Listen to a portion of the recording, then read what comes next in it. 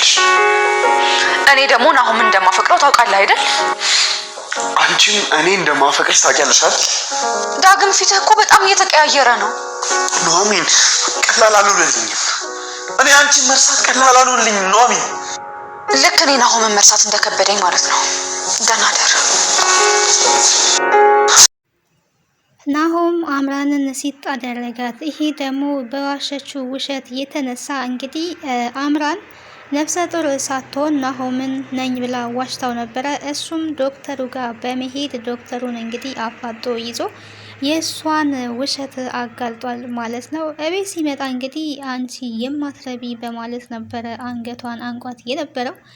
የናሆም ንዴት ወደር የለውም። እሷ ግን የኔ ልዑል የኔ ባል መጣክልኝ እያለች ነበረ። ወይዘሮ ዝናሽን እቤት ሆና እየተጨቃጨቀች ባለችበት ሰዓት ላይ ነው እንግዲህ ወደ ቤት የመጣው ማለት ነው። ናሆም እንደመጣ እንግዲህ ያው ዶክተሩን አፋጦ መረጃ አወጥቷል። ይሄ መረጃ ደግሞ ገንዘብ ከፍላ ነፍሰ ጡር የልጇ ከሆዷ እንደወረደ የተናገረችው መረጃ ነው ማለት ነው።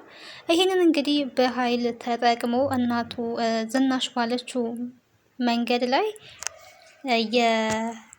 አምራንን ቅሌት አወጥቷል ማለት ነው።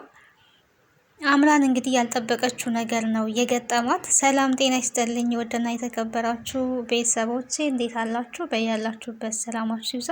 ለቻናል አዲስ ከሆናችሁ ሰብስክራይብ፣ ላይክ፣ ሼር እያደረጋችሁ ቤተሰቡ ነው።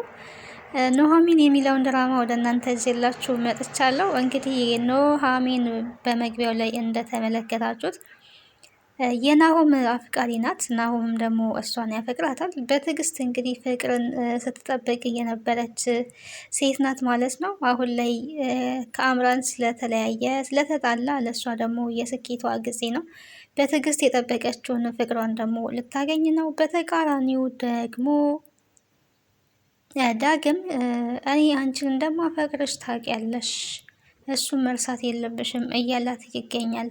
ይህንን ብትረሳው ነው የሚሻለው። እኔ የማፈቅረው ናሆምን ነው፣ ስለዚህ እርሳይ ነበረ ስትለው የነበረው እሱ ግን ልረሳሽ አልችልም፣ እንዴት ረሳሻለሁ? ይሄ በጭራሽ የማይሆን ነገር ነው እያለ ነው። እንግዲህ ወንድማማቾቹ አንዲትን ሴት አፍቅረዋል። ይሄ በጣም ከባድ ነገር ነው። ሲሳሳሙም ደግሞ አይቷል ማለት ነው። ናሆም እንግዲህ በሰማው ሚስጥር አምራን በነዛችው መርዝ የተነሳ እንግዲህ ጠርሙስ ውስጥ መደበቅ ጀምሯል ማለት ነው። ኦቨር ጠጥቷል። በመጠጣቱ ደግሞ ዳግም እንግዲህ ወንድሙ እንደሆነ እስካሁን አያውቅም ነበር። አሁን ላይ ወንድሙ እንደሆነ ዳግም እናትክ በትዳር ላይ ማግጣ ያመጣችው ወንድምክ ነው፣ ከሌላ የተወለደ ወንድምክ ነው በማለት እንግዲህ ተናግራለች ማለት ነው። ይህንን በሰማ ሰዓት እንግዲህ በጣም ነው ያዘነው። እዚህ ቤት እኔ ሌላ ሰው ነኝ ወይ የውጭ ሰው ነኝ ወይ? ለምንድን ነው የምደበቀው? ለምን አልተነገርኩኝም? በማለት እንግዲህ ስለዚህ ጉዳይ የሚያስረዳኝ ሰው አለ ወይ እያለ እየጠየቀ ነበረ። አምራን እንግዲህ ናሆምን የጠቀመች መስላት ጎታዋለች ማለት ነው። ሚስጥር ሆኖ የተደበቀ ነገር በእርግጥ ቢያቅ ወንድሙ መሆኑን ቢያቅ መልካም ነው።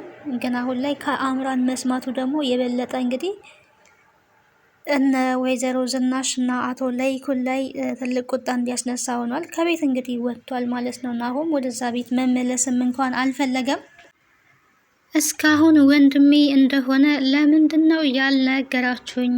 ለምን ዝም አልሽማይ? እያለ እንግዲህ ወይዘሮ ዝናሽን በጣም እየጮህባን ነበረ። ስደበድበው ወንድምና ወንድም ስንጣላ ስንደባደብ ለምንድን ነው ዝም ያልሽው? እኔ እዚህ ቤት የውጭ ሰው ነኝ ወይ? ለምንድን ነው ያገለላችሁኝ? ይሄ ሁሉ ሚስጥር የተደበቀው ለምንድን ነው?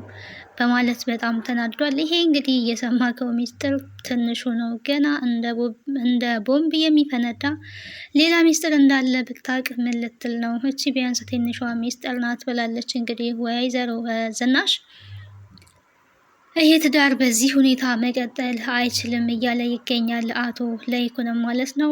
ወይዘሮ ዝናሽ እንግዲህ ለትዳራችን እድል እንስጠውና ትዳራችን እንታደግ፣ እኔ ከበደልኩ የበለጠ አንተም አልበደልከኝም፣ ስለዚህ ያንን ረስተን ወደፊት እንጓዝ እያለ ትገኛለች። አቶ ለይኩን ግን በጭራሽ ይሄ የማስመሰል ህይወት እንጂ እውነተኛ ትዳር አይደለም እያለ ይገኛል። እንግዲህ ከዚህ ድራማ የምንማረው በህይወት ውስጥ የተደባበቀ ነገር ካለ ዋጋ እንደሚያስከፍል እንማራለን። ከዚህ ድራማን የተረዳሁት ነገር ይሄ ነው። ወይዘሮ ዝናሽ ጋም ትልቅ ሚስጥር አለ። አቶ ለይኩን ጋም ከባድ የሆነ ሚስጥር አለ የተደበቀ ከትዳር ውጭ የሚደረግ ሴቲንግ ደግሞ እንደዚህ ትዳርን ያመሰቃቅላልና በትዳር ውስጥ ግልጸኝነት ሊኖር ይገባል እንጂ እንደዚህ መደባበቅ እውነት መቼም ያው ተደብቆ አይቀርም። ምንም ነገር የተደብቆ የሚቀር ነገር የለም። ይወጣል። የሆነ አጋጣሚ ሚስጥር ነው ብላችሁ የያዛችሁት ነገር በሆነ አጋጣሚ ይወጣልና ያ ሲወጣ ደግሞ የተደከመበት ትዳር ለረጅም ዓመት የቆየ ትዳር እንደዚህ ይበትናልና በትዳር ውስጥ አንዳችም ድብቅ የሆኑ ነገሮች መኖር የለባቸውም። ሁሌም ቢሆን ግልጸኝነት መነጋገር ያስፈልጋል። ያው ሰው ሊሳሳት ይችላል። እነዛን ስህተቶች ደግሞ በመደበቅ ጥፋት በማጥፋት ሳይሆን ማሸነፍ የምንችለው እውነትን በመናገር ልናሸንፍና አምራን እንግዲህ ባሏን የጠቀመች መስሏት ብዙ ጉዶችን እየተናገረ ትገኛለች። እንግዲህ ልጁ ያስወረድኩት በእናት ምክንያት ነው ነበር ስትል የነበረው ለእናቱ መክሰሻ ነበረ። እንግዲህ ነገርን አስባ የነበረው ያ ግን አልተሳካላትም። ይህንን ለምን አደረግሽ ብትባልም አገባሻለሁ ያልከኝ እኮ ልጅ ሆድሽ ውስጥ ስላለ ነው ብለኸኛል። ይህን ያደረግኩት ፈልጌ ነው ነበር ስትል የነበረው እና ለምን እናቴን እንድጠላ ታደርጊያለሽ? እንደዚህ አይነት ምራቶች እውነት ለመናገር ከባድ ነው። እናቴን እንድጠላ ለምን ታደርጊያለሽ ታዲያ ቢላትም እንግዲህ እዚህ ቤት የሚወደኝ ሰው የለም፣ እኔ ካንተ ጋር እንደሆን ማንም ሰው አይፈልግም በማለት እንግዲህ ሁሉም ሰው እሷን እንዲፈልጋት የተጠቀመችው ሲስተም ምንም ሚስጥር በማውጣት የምትጠቀመው አንዳችም ነገር የለም። ነገሮቹ የባሰ ተካረዋል ማለት ነው። እንግዲህ ናሆምም አሁን ላይ የኔ ደስታ ኑሃሚን ናት፣ ከዛ መምጣት አልነበረብኝም፣ ይሄው ከዛ ገና ከመምጣቴ ብዙ ነገሮች ተበለሻሹ፣ እዛ ሆኜ ግን በጣም ደስተኛ ነበርኩኝ፣ ስለዚህ ናሆሚን ጋ ነው መሆን የምፈልገው በማለት እንግዲህ ወደ ቤት እንኳን መመለስ አልፈለገም። ኑሃሚን ወደ እኛ ቤት እንሂድ ብላ ነው ወደ ቤት ደጋግፈው እንግዲህ ይዘውት ሄዱት። ናሆም በጣም ሰክሯል። ከዳግም ጋር ደግፈው ወደ ቤት አስገብተውታል። እንግዲህ ወደ ክላስ አስተኝተውታል። ኑሃሚን እንግዲህ ያጠገቡ ቁጭ ብላ አልብሳው እየቃዠም ነበረ። ቅዠቱ ደግሞ አምራን አንቺ የተረገምሽ እያለ ነበረ እና አዎ አሁን ገና ባይሆን ጥሩ ቅዠት እየቃዠክ ነው በማለት እንግዲህ ናሆምን ስማው ከመኝታ ቤት ትወጣለች ኑሃሚን ማለት ነው። እዚህ ጋር እንግዲህ ዳግም በጣም ተረብሿል። መኝታ ክላስ ገብቶ ይተኛ ሲባል እንኳን ለምን እዚህ ሶፋ ላይ እዚህ ጋር ሶፋ አለ ወይ ደግሞ እዚህ ጋር ፍራሽ ቢነጠፍለት ይሻላል ነበረ ሲል የነበረው ዳግም እንግዲህ የሆነ ቀሽም የሆነ ሀሳብ አስቧል። ኑሃሚን ግን ምን እያደረክ ነው ያለችው እንግዲህ እያደረክ ያለከው ነገር ታውቆሃል ወይ? ቆይ ምን እያደረክ ነው ብላ ነበር የተኮሳተረችበት። እሱ እንግዲህ መኝታ ክፍል መተኛት የለበትም ብሎ ነው ያሰበው። እዚህ ጋር ፍራሽ ይነጠፍና እዚህ ጋር አብረን እንተኛለን፣ እንደውም ከእሱ ጋር ነበረ ሲል የነበረው ናሆም እንግዲህ አይን እዛ ክፍል ተኝቼ ገብቼ ተኛለው ከናሆሜን ጋር ተኛለው ነበር ሲል የነበረው በስካር ልቡም ቢሆን እንደዛ እያለ ይገኛል። እና ኑሃሚንንም ይሄ ነገር አስደንግጧታል። ናሆም እንግዲህ አምራንን ትቶ ከናሆሚን ጋር መሆን ነው የሚፈልገው። በቅርቡ እንግዲህ ሰርግ እንጠብቃለን ማለት ነው። ያችኛዋ አምራን ነገር እንደቆሰቆሰች ያው ወደዛው ከወይዘሮ ዝናሽ ጋር እሳትና ጭድ ሆነዋል፣ ተያይዘዋል። አሁንም ገና እኔና አንቺ የማንስማማ ከሆነ የቀሩትን ከባድ ሚስጥሮችም እናገራለሁ ብላለች። ከባድ ሚስጥሮችንም ብትናገር ግን ዳግምን ናሆምን የራሷ ማድረግ አትችልም። የተደበቀውን ሚስጥር ንገሪኝና ይቅርታ አደርግልሻለሁ ብሏት ነበረ። ሚስጥሩን እንግዲህ ሲሰማ በጣም ከባድ ሚስጥር ነው የሰማው። ደግሞ መሆኑን ቢያንስ አውቋል ዳግም ማለት ነው። ነገሮችን በመደበቅ እንግዲህ ሰዎችን ከመጉዳት ሁሌም ደግሞ በሰቀቀን ዛሬ ታወቀ ነገ ታወቀ እያሉ ከመኖር እውነቱን ተናግሮ የመሸበት ማደር የሚባል ነገር አለና በህይወት ውስጥ ያው ድብብቅ ብቅ ያለ ነገር ሲኖር አንደኛ ለህሊና ሰላም እረፍት የለም፣ እውነቱ ደግሞ ጊዜውን ጠብቆ ይወጣልና እውነቱ ሲወጣ እንደዚህ የብዙ ሰው ህይወትን ያመሰቃቅላል። ስለዚህ እውነትን እየተናገሩ ሁሌም ቢሆን ከእውነት ጋር መጋፈጥ የተሻለ ነገር ነው ብዬ አስባለሁ፣ እንደኔ ሀሳብ ማለት ነው። ምክንያቱም ተደብቆ የሚቀር ነገር አይደለም። ያ እውነት እስከሚወጣ ደግሞ ዛሬ ይወጣብኛል፣ ነገ ይወጣብኛል በማለት እየተሳቀቁ ከመኖር ይልቅ ተናግሮ በሰላም መኖር እየተሻለ ነው። አምራን እንግዲህ አሁንም እናገራለሁ ቀጥላለሁ እያለች ትገኛለች። ከወይዘሮ ዝናሽ ጋር ፍጥጫዋን እንደቀጠለች ናት። መልሷ የምትመልሰው መልስ እንኳን የባሌ እናት እያለች እንግዲህ በአሽሙር እየተናገረቻት ትገኛለች።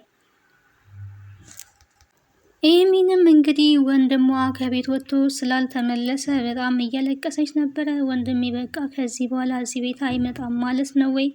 እዚህ ቤት ላይ መለስ ነው። በጣም አዝኗል። በቃ ምንድን ነው ማድረገው እያለች ትገኛለች። አቶ ለይኩን ጋር እንግዲህ ኑሐሚን ደውላ ነበረና ደውላ ናሆም እሷ ጋር መሆኑን አሳውቃለች። አንቺ ጋ ነው ወይ ስትባል አዎ እኔ ጋ ነው፣ ስለ ናሆም ምንም እንዳያስቡ ሁሉም ነገር በቅርቡ ይስተካከላል ብዬ ተስፋ አደርጋለሁ ነበር ስትል የነበረው።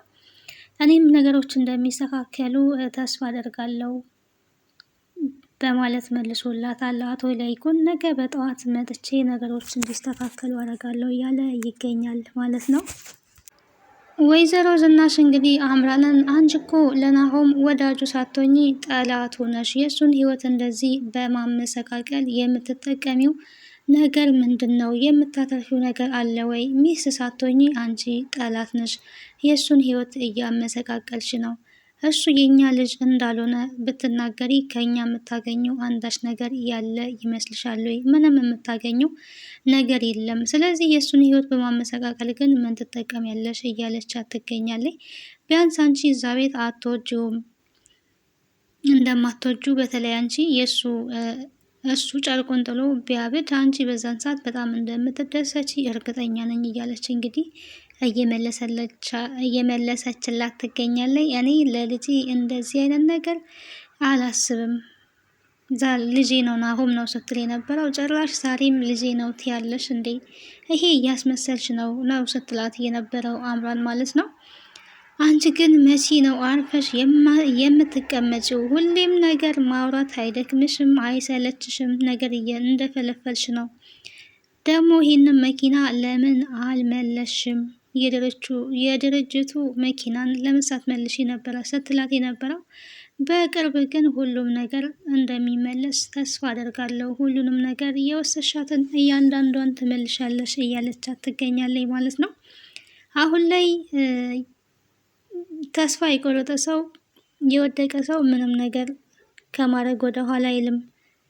ነገሮችን ከመሞከር ወደ ኋላ አይልም። አንቺ አሁን ላይ የመውደቂያሽ ጊዜ ስለደረሰ ነው አርፈሽ አልቀመጥ ያልሽው እያለቻት ነው የምትገኘው። እና ወይዘሮ ዝናሽ እንግዲህ ፍጥጫው ጀምሯል ማለት ነው። ከዚህ የበለጠ ትልቁ ጦርነት እንዲመጣ ትፈልጊያለሽ ማለት ነው ብላ እንግዲህ አምራንም ዛቻዋን ቀጥላለች ማለት ነው። እንግዲህ በቀጣይ ምን ይሆናል የሚለውን አብረን የምናይ ይሆናል። ለዛሬ እንግዲህ ይዤላችሁ የመጣሁት ኑሐሚን ድራማ ይሄን ይመስል ነበረ። ቀጣዩን ክፍል ወደ እናንተ ይዤ የምመጣ ይሆናል። ቤተሰብ ያልሆናችሁ ቤተሰብ ሆኑ። ሰብስክራይብ፣ ላይክ፣ ሼር እያደረጋችሁ አበረታቱኝ ለማለት ወዳለሁ። በድጋሚ ሀሳብና አስተያየታችሁን በኮሜንት ሴክሽን ላይ ያስቀምጡልን። ከድራማው ምን ተማራችሁ? አሁን ላይ ብዙ ድራማዎችን ስንመለከት እንግዲህ የምንመለከታቸው ድራማዎች ያው ትምህርት አዘልና ወቅታዊ ጉዳዮች በሀገራችን ላይ በተለይ የሚተገበሩ ተግባራትን የምንመለከት